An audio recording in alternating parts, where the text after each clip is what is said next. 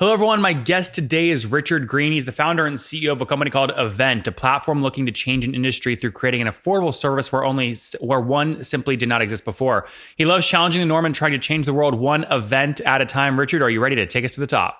Yeah. All right. This is a tough space. Events come and go. Sometimes they don't stay. Churn is always an issue. Tell us what your company does and kind of how you're adding value to the space. So an event submission, you're right, it expires. You have a very short amount of time to make that event successful. Our proposition really is around making sure the event hits the most amount of consumers in that short amount of time. So if you look at Austin, where you're based, we're live on Austin 360. We're working the product from being a submit once to the local newspaper online to being also distributed through a syndicated network of event listing sites. So you're on every listing site where there's consumers. That gets you by default exceptional placement in Google, so you get search. We're also moving content to the newspaper. So if you buy online, you appear in print.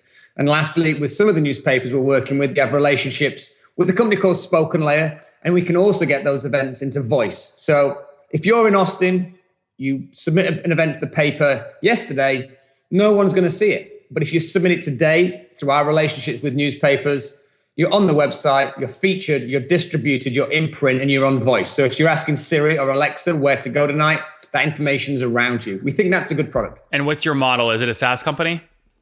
We're a SaaS-based platform, yes. Okay, Sorry. I was going to say, yeah. So what's the average customer pay you per month for this? Well, we've tried to get into a pure play subscription model, but a lot of people want to just submit an event. So our model is that we allow people to submit an event, a bundle of events, and also they can get onto subscription plans. A single event's a festival. They don't want a monthly deal. If you're running training courses, you want a bundle. You don't want to be on a monthly or a single. So we also have subscription. The subscription deal is obviously better price. You get about a 50% discount on the subscription. Average price of an event, anywhere from $25 to promote an event, up to $1,000, depending on the category location. So people on your subscription plans, on average, what are they paying per month? $50 to $60. Okay, and what are they getting for that? They can submit up to 4 events per month. Okay, so this to me is like any company that is doing 4 events per month. Typically, it's going to be I guess a very large company, right? That's a lot of events, it's a lot of overhead, it's a lot of planning. But your price doesn't reflect that because it's $50. It's like SMB pricing almost, right? So like, don't you tap out eventually? I mean, there aren't that many companies that do 4 events every month, is there? It's the local market. So when you look at the market at large, 98% of the market's local. Yes, you're thinking Britney Spears and Live Nation, and you're thinking these big festival companies. That's actually qualifies for 2% of the market in terms of the events that are actually happening. If you think about Austin, there's 5,000 events roughly that we think go on every month. Those companies running those events are venues. So you think about the comedy, the live music, the nightlife. That's really where we're focusing our attention. We're not trying to help the big guys. The big guys have got big budgets and they're already using lots of different tools and they've got big brand names. What I'm trying to assist with is the local event. Okay. And if you're a local comedy club, you're probably running 2 to 3 events a week. So you probably need a package that's somewhere between 12 and 16 events a month. So it has to be affordable. Otherwise, we're just producing SaaS software for a niche market. So how many customers are you working with today on just the SaaS product? We have around 39,000 customers worldwide that use Evvnt platform. In terms of on the SaaS solution itself, around 3,000. Okay, 3,000, got it. And when you say the 39,000 number, is that in the past 12 months, someone has paid you at least $1 to run at least one event? Well, our total customer base is over the last 6 years. So we're targeting the US market. Obviously, it's a big market to attack. Our product today has been sold predominantly in over 139 countries. So it's something that's been organically available, and we have customers all over the world. However, we are now targeting local newspapers, and we're directing our affordable marketing offering into the local markets through companies like Gatehouse, as I mentioned pre this call. So Richard, just to be clear, today you have 3,000 customers that are paying on your subscription, your monthly plan. That's correct. Okay, and so multiplied by 50, that's about 150 grand per month in revenue right now on that plan. Is that right? That's correct. Okay, and what percent of your total revenue comes from the SaaS offering? Our SaaS business today is about 50%. The other 50% comes from people that you have to remember. People don't just sign up, I think, to services today. They come in on a freemium model. We grow that model. That's where you get your 40,000. We move them through into a paid, sometimes singles and bundles. And then once they're comfortable with the brand and the service, they then move on to more affordable monthly plans. That's how I feel is a good approach to bringing customers on. Yeah, no, I think that makes good sense. Talk to me about growth. So where were you, if you're doing 150 grand per month today on the SaaS platform, where were you a year ago? We were down at about 40 to 50,000. I think one of the challenges with any company is how to acquire customers. Most businesses out there, if you look at Uber's and any of the mobile apps, they're spending 12 to 15 bucks acquiring customers. You need a big war chest to go and attack that market, to attack your market if you are spending that much money.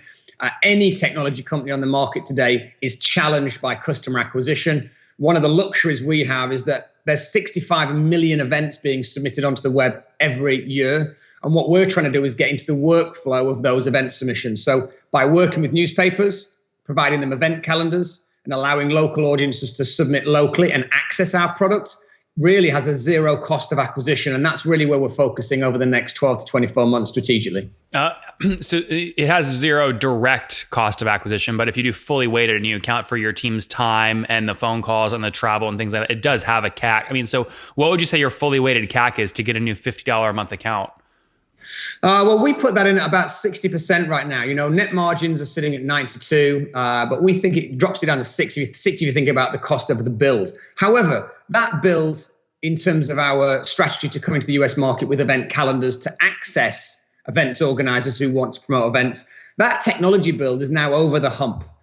We released with Gatehouse 2 weeks ago. We went live with 472 calendars, including the Statesman in Austin, Austin 360. We went live from 0 to 476 calendars within an hour. So the technology is starting to scale based upon that initial investment.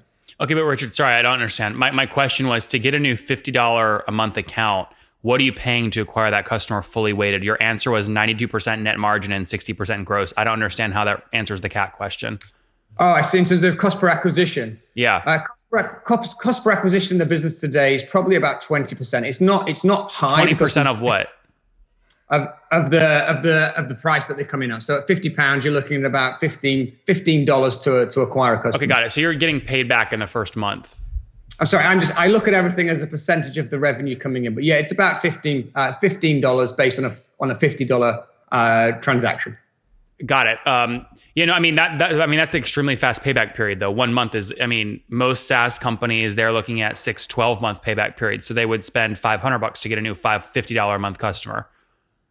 Yeah, as I say, there's two options. You either spend, if I was trying to acquire customers through paid advertising on Google or Facebook, I'm sure my cost of acquisition will be very high. It's not just that though. I'm talking fully weighted, which also means your team members that are flying around to Austin to close these deals.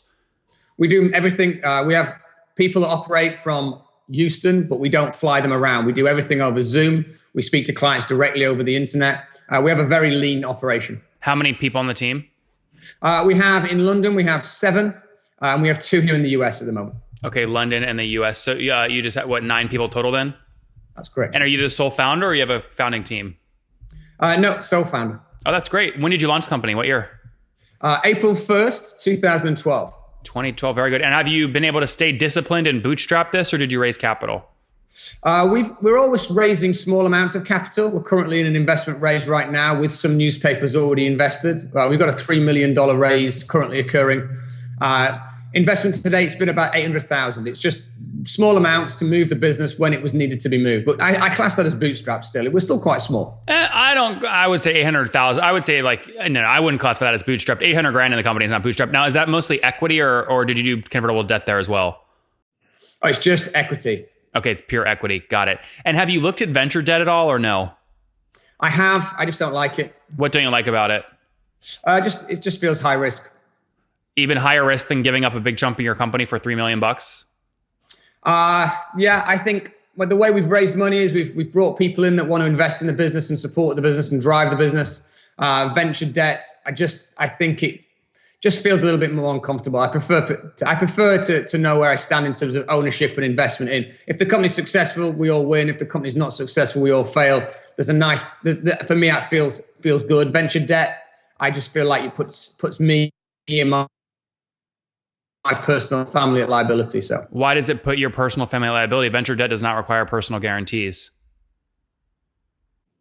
The ones that I've looked at have. I was talking to a company via Silicon Valley Bank in New York a few months ago. Venture debt seemed to be something that was either difficult to acquire or required guarantees. Oh, that's really interesting. I'm curious who you were talking to. I've never met any venture debt firm that requires, especially one that was recommended by SVB, that requires a personal guarantee. Maybe sometimes they ask for warrants and covenants, but yeah, I totally understand your point. I would never want to touch venture debt if I had to personally guarantee it. Interesting. Okay, good. What about some other economics here? So churn, just on your SaaS product, what's your churn annually? Well, we quote 86% retention. So you're looking at about 14%. 14% revenue churn per year? Yeah. Okay. That's not horrible. I mean, how do you feel about that? I don't like it. Predominantly, we fight pretty hard. Fundamentally, the main reason for churn is that the business stops running events. Exactly. We do get people that have budget issues. I think one of the challenges is there's always new shiny things on the market that attract spend. I think Facebook, amazingly, is attracting a lot of spend. Whenever we dig into the accountability, we don't see the accountability, but the transparency of the marketing is, it captures people's imagination. So churn is predominantly about events ending or budgets, people not having the money. And those are hard to fight when you get on a call. Totally understand. Very good. All right, let's wrap up here, Richard, with the famous 5. Number 1, what's your favorite business book? I've got lots. The last one you read? I got given one recently. I forget the name of it. I don't know. I forget the name of it. Number 2, is there a CEO you're following or studying right now? I mainly follow CEOs at a startup level. I don't follow the big guys. It's sometimes too difficult to. Yeah. So name one at a small startup that you follow. Elliot Perry at Flex. He's on a startup on a tech startup out of Texas, Austin. Oh, good. Number 3, what's your favorite online tool for building your business? Number 1 is Zendesk. I'm amazed how good it is and how affordable it is at the moment. Number 4, how many hours of sleep do you get every night? I push for 8. Sleep in the morning. I go to bed late, sleeping in the morning. All right. And what's your situation? Married, single, kiddos? Married with 2 children. Oh, wow. You're busy. How old are you? I'm 45. 45. Last question. What do you wish your 20-year-old self knew? What I wish what, sorry? What do you wish your 20-year-old self knew? What I know now. Name something specifically. In terms of, sorry, I don't understand the question. Sorry. Something you've been alive for 45 years. You have 25 years of experience after the age of 20. What is something you learned in those 25 years you wish you knew when you were 20?